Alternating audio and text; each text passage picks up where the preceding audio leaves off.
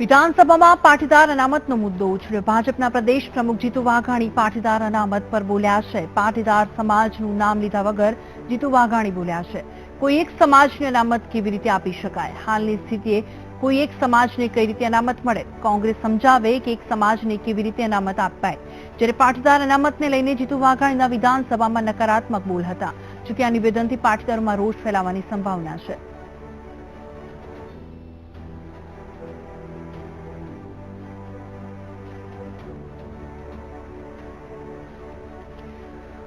વિધાનસભાના બજેટ સત્રમાં અનામતનો મુદ્દો ઉઠ્યો અને પાટીદાર અનામત પર જીતુ વાઘાણીએ સવાલ ઉઠાવ્યા છે।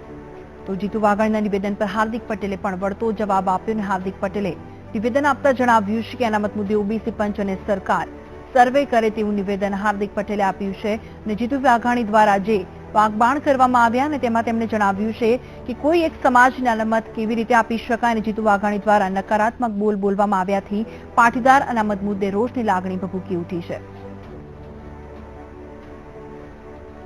આ છેલ્લું બજેટ સેશન છે અને 14મી ભાજપની વિધાનસભાનું પૂર્વેનું પણ આ છેલ્લું બજેટ સેશન છે।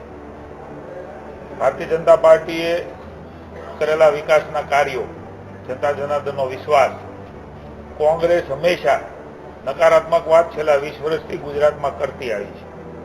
હંમેશા એણે રાજ્યની સરકારનો વિરોધ કર્યો છે। આ જ પ્રકારની જૂની રેકોર્ડો, જૂની કેસેટો એ વગાડતી આવી છે। એમના શાસનમાં એમણે કશું જ કર્યું નથી।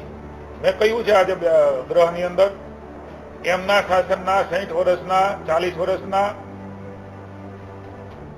કોઈ પણ વર્ષ અને અમારા 5 વર્ષ અમારા શાસનના એમની ચર્ચા અમારા મંત્રી શ્રી હારે જાહેરમાં કરે। ભારતીય જનતા પાર્ટી તૈયાર છે। કોણે આદિવાસી માટે કર્યું છે, કોણે નર્મદા બંધ માટે કર્યું છે, મારે પૂછવું છે કોંગ્રેસના આગેવાનોને। આ રાજ્યના જે તે વખતના મુખ્યમંત્રી નરેન્દ્રભાઈ ગૃહમાં હતા, યુપીએની સરકાર કેન્દ્રમાં હતી।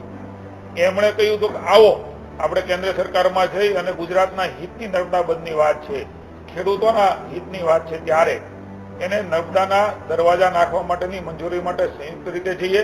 જજ કોંગ્રેસને આપશે પણ આવ્યા નહીં, 3 વર્ષ સુધી મંજૂરી આપી નહીં અને નરેન્દ્રભાઈ 17મા દિવસે વડાપ્રધાન બન્યા પછી એમણે મંજૂરી આપી। એટલે કોંગ્રેસ નકારાત્મક વાત કરે છે। આદિવાસી સમાજ જીવનની અંદર હું યાત્રા લઈને નીકળ્યો હતો, મને ખબર છે જે પ્રકારે 20 વર્ષ પછી ઉત્સાહપૂર્વક ભારતીય જનતા પાર્ટીને સ્વીકારવા માટે પેસા એકનો જે નિયમો બનાવ્યા છે એમની અમલવારીનો એમના જીવનમાં એક ખૂબ મોટો ફાયદો થવાનો છે। ત્યારે એમને અનુભવ થઈ રહ્યો છે કોંગ્રેસની ધરતી ઉપરથી પગ ખિસકી રહ્યો છે। આદિવાસી સમાજ હોય, દલિત સમાજ હોય, ખેડૂત સમાજ હોય, યુવા સમાજ હોય, મહિલા હોય, એટલા માટે બોખલાઈ ગયેલી કોંગ્રેસ ISISના એજન્ટની તરફેણ કરતી હોય એ પ્રકારની વાતો એ સાર્વજનિક એમણે કરી છે। જ્ઞાતિ, જાતિ, ધર્મ, સંપ્રદાયના નામે ઝઘડાવાની વાતો, આદરણીય આંબેડકરજીની બંધારણની વાતો।